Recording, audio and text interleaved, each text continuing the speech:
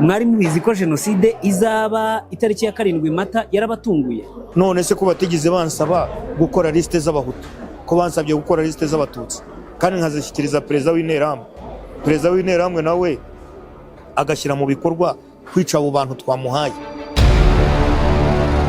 Nyuma y'imyaka isaga 28 mu myaka 30 y'igifungo yakatiwe, Nyirimanzi Geregwari, umwe mu bayobozi bake bemera uruhare bagize muri jenoside yakorewe abatutsi, ufungiye muri gereza ya Mageragere, yasuwe n'umunyamakuru wa BTN bagirana ikiganiro kirimo ukuri kwinshi, aho uyu mugabo wari umuyobozi w'umurenge wa Nyakabanda muri Nyamirambo yagarutse ku mazina ya bamwe mu bo yafatanyije nabo kwica abatutsi, ndetse agaruka ku muherwe akaba n'umukambwe Feliciane Kabuga n'uruhare rwe muri jenoside yakorewe abatutsi. Uyu mugabo usigaje umwaka n'amezi make agasohoka muri gereza, mu by'ukuri uruhare rwe n'uruhe muri jenoside yakorewe abatutsi? Nitwa Nyirimanzi Geregwari, aho nari umuyobozi w'umurenge wa Nyakabanda mu karere ka Nyarugenge mu mujyi wa Kigali.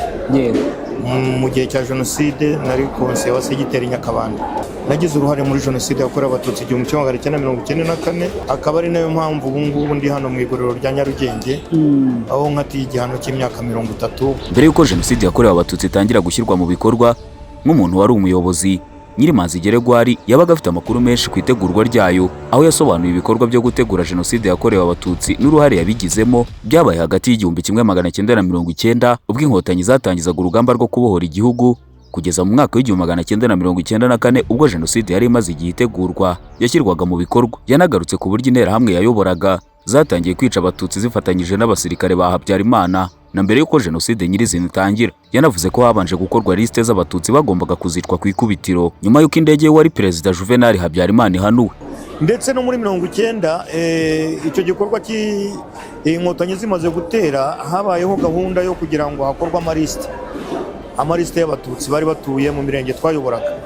Ayo maliste y'abatutsi yamaze gukorwa, ngira ngo ni nayo yahereweho yicirwamo abatutsi. Mu gikorwa cyo kwica abatutsi muri 92 bari biturutse ku rubyiruko twari twohereje, bari baturutse mu masegiteri yose. Ubwo yabazwaga ku ruhare rw'itangazamakuru muri jenoside yakorewe abatutsi, Geregwari yatanze uruhare rw'abantu batwikiwe muri taxi bigizwemo uruhare na radio LTLM yari itanze amakuru y'aho bari. Mu gihe cya jenoside na mbere yayo, itangazamakuru ryafatwaga nk'ikintu kidasanzwe ku buryo ibyavugirwaga kuri radio byabaga ari ukuri cyangwa itegeko ku baturage. Ntabwo wenda ndi buvuge cyane nk'umuntu ushobora kuba yaratanze uburenganzira kuri ibyo binyamakuru, ariko itangazamakuru ryagize uruhare rukomeye cyane mu icwa ry'abatutsi muri 1994. Nk'ubu naguha urugero, nk'uwitwa Mudenge wavaga i Nyamirambo, Lieutenant Mudenge, n'abantu yaratwaye n'abatutsi yaratwaye muri taxi ya Hias, bose biciwe kuri Onatracom. Biciwe kuri Onatracom batwitswe kandi batanzwe na RTLM ku makuru yaratanzwe aturuka i Nyamirambo. Ni ukuvuga ko iyo umunyamakuru yavugaga ko urugo kwa runaka hishe Myenzi, ntabwo urwo rugo rwararaga. Itangazamakuru ryagize uruhare runini mu gutsemba abatutsi mu gihugu cy'u Rwanda. Ubwo Geregwari Nyirimanzi yabazwaga niba nk'umuyobozi yari asanzwe abizi ko jenoside izaba cyangwa iri gutegurwa, yasubije muri aya magambo: ntabwo yadutunguye kuko dukurikije ibyo bakantano bavugaga. Bakantano bari abanyamakuru baremereye kandi bafite ubwenge, babanaga na leta. Hari ikiganiro namwe ubwanyu mujya mugira, mujya munyuzaho ababwira ko ku itariki 6 hazaba akantu mu mujyi wa Kigali.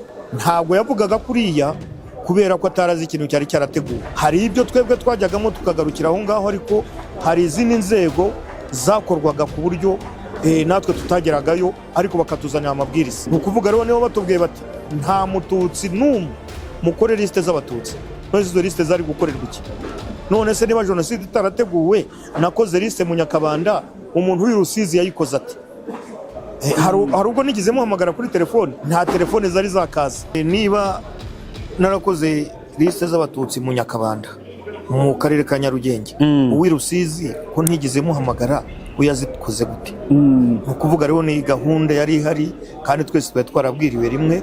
Abayobozi b'amaprefeitire bose amabwiriza bari bayafite. Ku itariki ya 7 Mata 1994 nibwo jenoside yakorewe abatutsi yatangiye gushyirwa mu bikorwa ku mugaragaro. Ubwo Geregwari yabazwaga ku ishusho y'umwuka wari uri muri Kigali muri icyo gihe, yasubije ko bose bari baryamiye amajanja nk'aho bari biteguye kwica, ibishimangira ko jenoside yakorewe abatutsi yari imaze igihe kirekire itegurwa, cyane ko uyu mugabo yanasobanuye ko intwaro zo kwica abatutsi zari zaramaze gushyikirizwa abaturage b'interahamwe ndetse na bamwe mu bayobozi b'abasivile harimo nawe ubwe bari baramaze guhabwa imbunda.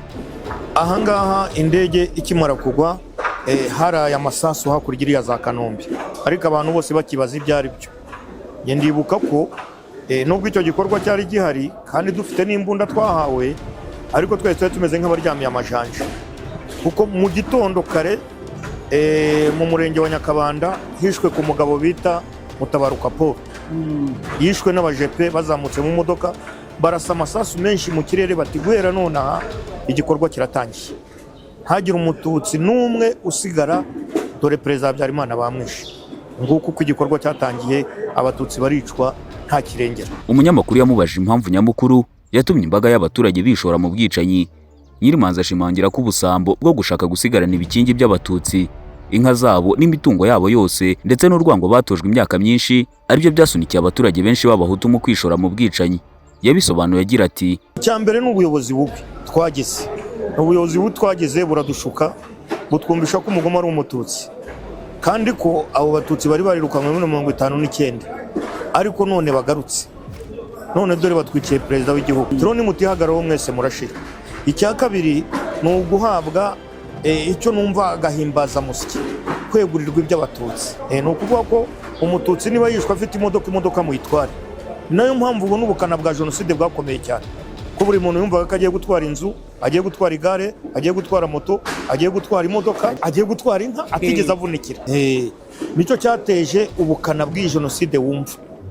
Ibyo byose n'iby'ubuyobozi bwabaga bwadushyizemo twakoraga. Ikitubabaza ni kimwe, ni uko bari bagize guverinoma, abari abadepite, abari abasirikare, n'ubu hano barahafungiye, batabasha kugira icyo batobora ngo bavuge, berekana uburyo jenoside yateguwe kandi yateguwe muri izo nzego zo hejuru, bakabitugezaho. Kabuga Felicien ni umwe mu bafatwa nk'abaterankunga bakomeye ba jenoside yakorewe abatutsi, nubwo kugeza ubu uyu musaza ugeze mu zabukuru ataremera uruhare yagize muri jenoside yakorewe abatutsi.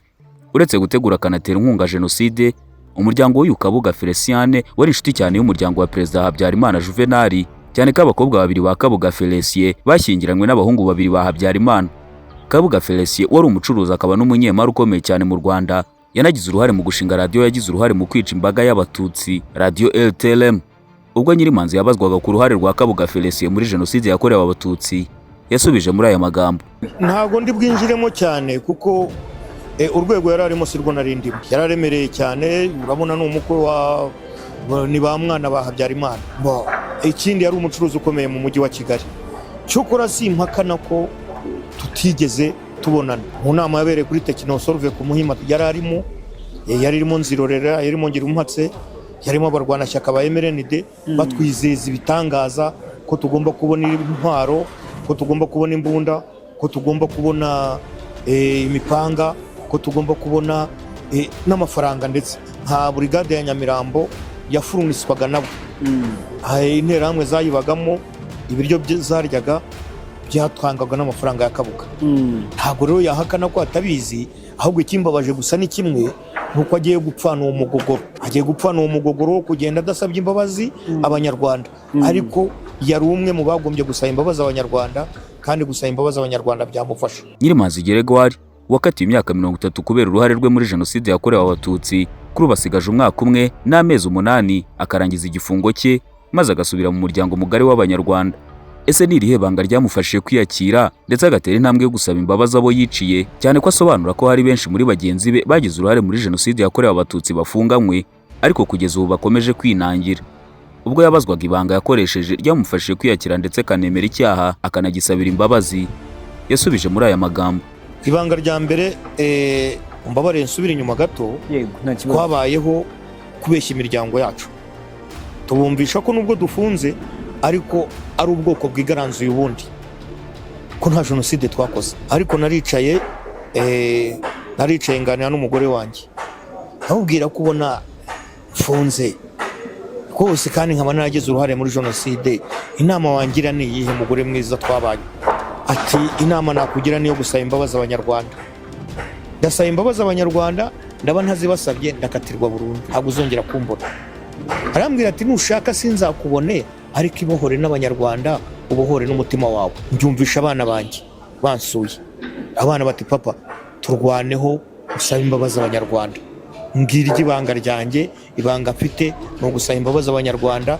Kugeza uyu munota abansura hano ni abarokotse jenoside yakorewe abatutsi hejuru yo kubasaba imbabazi. Mu gusoza ikiganiro, umunyamakuru yamubajije uko abona igihugu nyuma y'imyaka ikabakaba 30 amaze muri gereza. Aramubaza ati mujya mureba televiziyo ndetse mukanumva amakuru, ese ubona ute igihugu cya mbere yuko ujya muri gereza naho kigeze ubu? Byararangiye mugere mutubwire umubyeyi muti warakoze. Warakoze. Bati abagororwa bo mu igororo rya Nyarugenge, nyakubahwa Perezida wa Repubulika baragushimira cyane uko bakubona nka Mose Imana yatumye ukiza abanyarwanda. Tubasha kureba uko igihugu giteye nuko twari twaragisize ari amatongo, ariko iyo turebye imihanda tukareba Stade Amahoro, tukareba Arena, tukareba imihanda irimo. Ejo bundi naciye mu Nyakabanda mvuye kwivuza ndumirwa. Se noneho twatururi nari nasize ahangaha, noneho twabaye amataje ameze gutya. Utubwire umubyeyi wo tukomerezaho kandi Imana ikomeze kurinde, nawe umufatanyije, kandi namwe abanyamakuru turabashimira umwanya wanyu mwafashe ukuza kubonana na ruharwa nkatwe ukaganira nawe nta kumwishisha. Imana ijye baha umugisha ko natwe biradutinyura bikaduha ingufu zo gutinyuka gukora ibikorwa byacu. Murakoze cyane. Jenoside yakorewe abatutsi yarateguwe ndetse ishyirwa mu bikorwa. Kwemera icyaha ku bayigizemo uruhare, gusaba imbabazi ku bakoze ibyaha bya jenoside ndetse no kubabarira ku biciwe ababo muri jenoside yakorewe abatutsi, gutanga amakuru ku bagize uruhare muri jenoside ndetse no gutanga amakuru ku hajugunywa imibiri y'abazize jenoside yakorewe abatutsi, nibyo biganisha abanyarwanda ku bumwe n'ubwiyunge birambye.